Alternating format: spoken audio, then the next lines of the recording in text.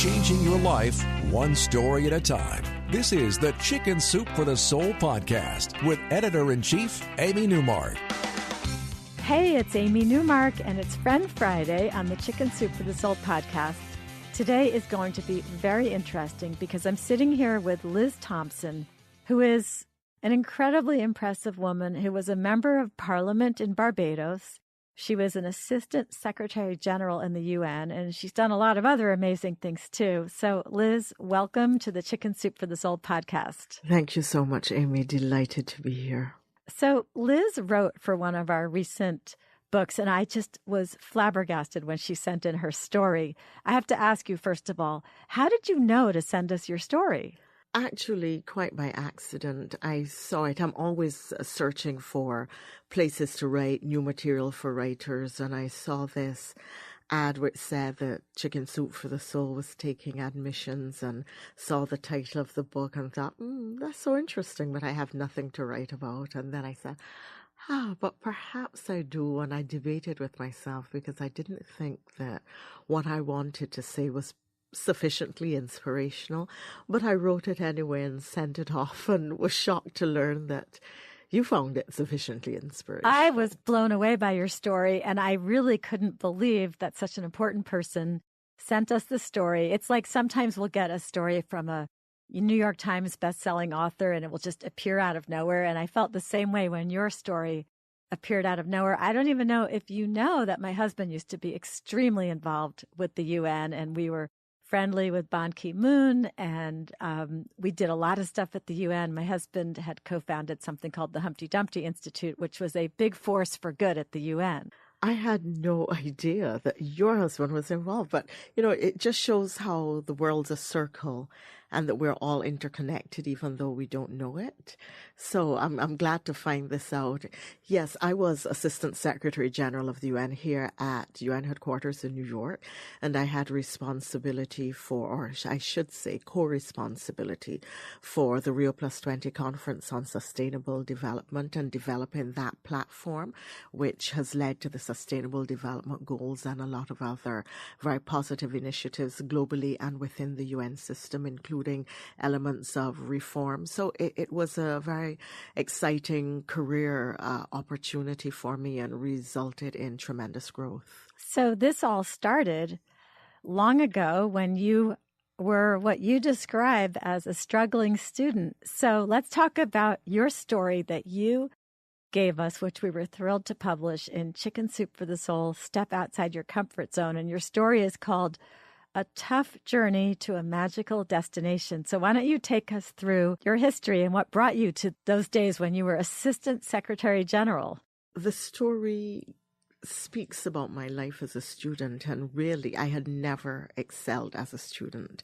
My teachers always told me that I was very bright, but then when I had to sit exams, somehow I would have these phenomenal crashes, and I kept either underperforming or just failing through school. And when I got to, of course, I was trained in the British system. And when I got to O levels, which is high school, the high school certification, I just failed. And at the time, my headmistress, who has since been knighted, Patricia Simmons, now Dame Patricia, said to me, Elizabeth, when you fall down at the crossroads, you have to decide whether you're going to stay where you are and let the oncoming traffic run over you and kill you, or you have to get up, dust yourself off, and continue with your journey. And it was that single statement that reached me in the midst of my depression and made me believe that there was something in me that could succeed, and I needed to give it to myself. I needed to get up, dust myself off, and continue with my journey. And that's what made me go back to school. And in the end, I didn't get spectacular results. But I did pass high school, and then I went on to study law. And again, I kept having very iffy kind of results. And then I failed my final year in law and had to repeat it. Went on then to do my bar certification, ended up having to repeat 2 or 3 courses in my final year. And that was it. I went to the bar, started a career as a lawyer, and thought, I'm never studying again. It's just been too hard to get here. And then the studying bug hit me, and I wanted to do a master's, and people laughed at me and said, but why, you are an attorney, you've been practicing, you are now a minister of government, you are the member of parliament for the largest constituency in the island, you've proven yourself. Why do you want to go study now? And I just felt that I needed to improve my critical thinking skills. I needed to have strong academic results. And I just wanted to learn more, to grow more, to develop more. But I was really terrified of being in the classroom, and I was utterly terrified of failing again. And so the people who tried to dissuade me nearly got through, but I wasn't computer literate.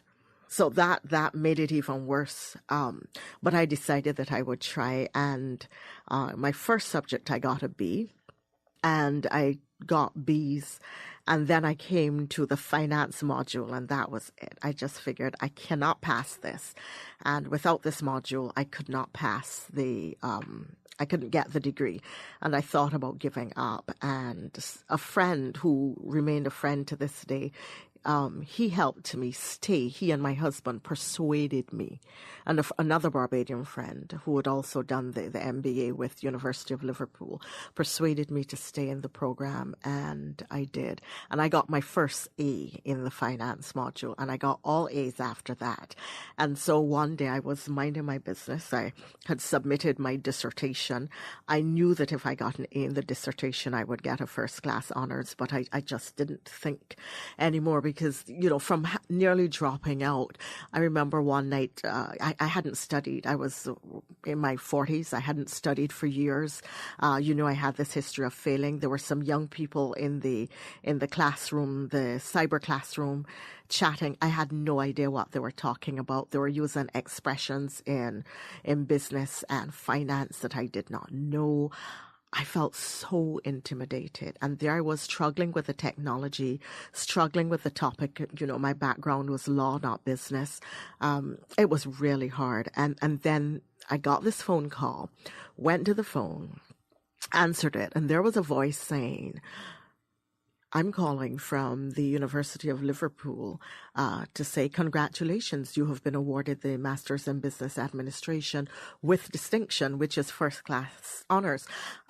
My mouth dropped open. I couldn't speak. And then I thanked the person. And when I put the phone down, I realized that I was just weeping. And I went from weeping to bawling hysterically because I really had just proven that I could have strong academics after just failing through school and all my studies. All right. Really... So you had a law degree, then you got your MBA, and in the middle there, you became a member of parliament in Barbados. So did you have to run? I was already a member of parliament when I did the degree. So you ran for election? I mean, how did that work?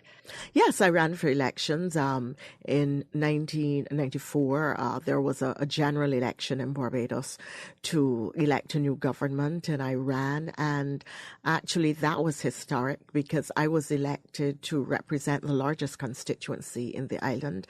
And that constituency had never been won by my party historically before. So it really was a major thing. It was also interesting because it was the first time that a large number of female candidates, all three of us, so that tells you how long ago it was, all three of us were elected to parliament.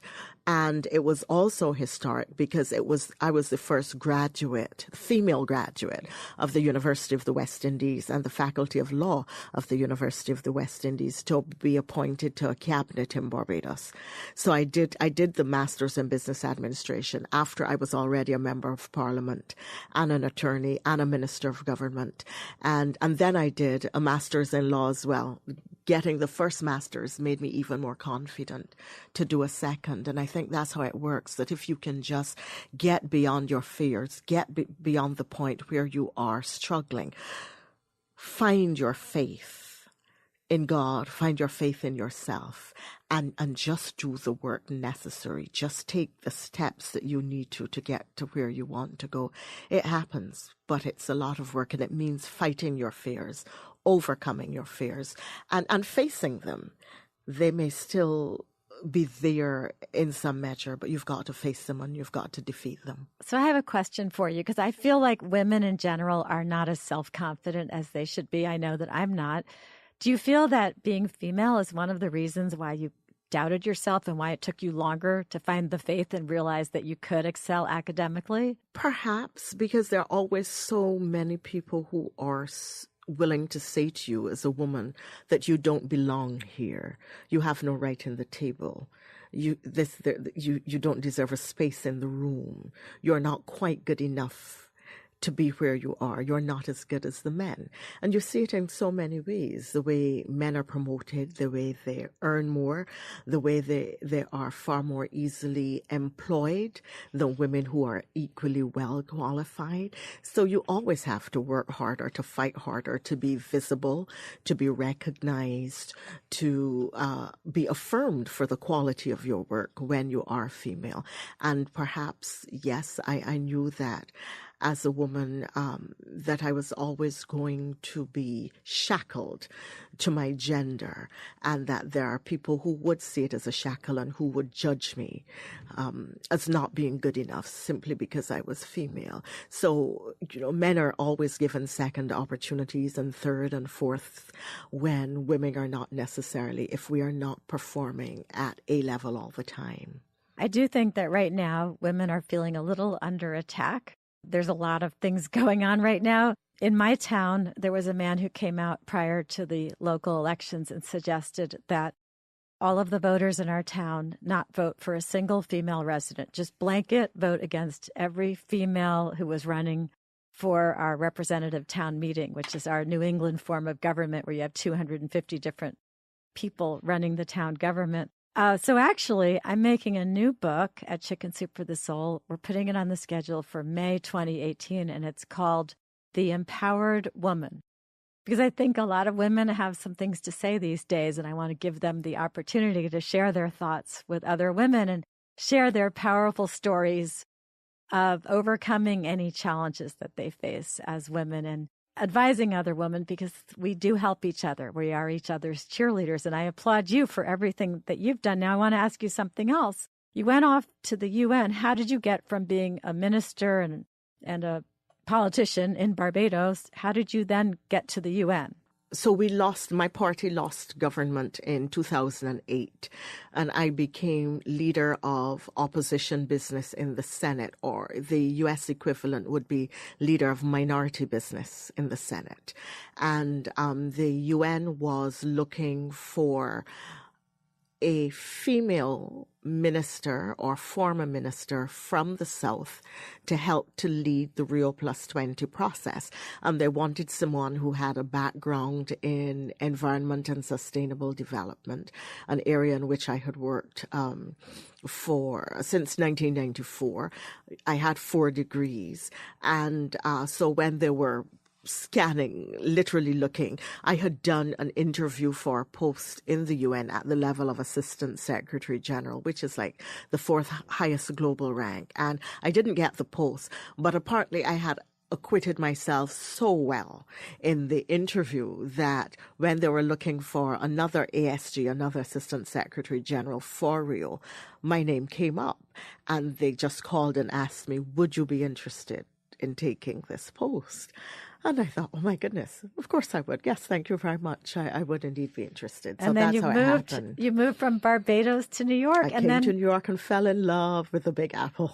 Yeah, and now you have your own business, and I know people can find out about you on www.lizthompson, LizThompson. And then is it .life? .life. Yes, .life. LizThompson.life. LizThompson.life. And also you have a book out.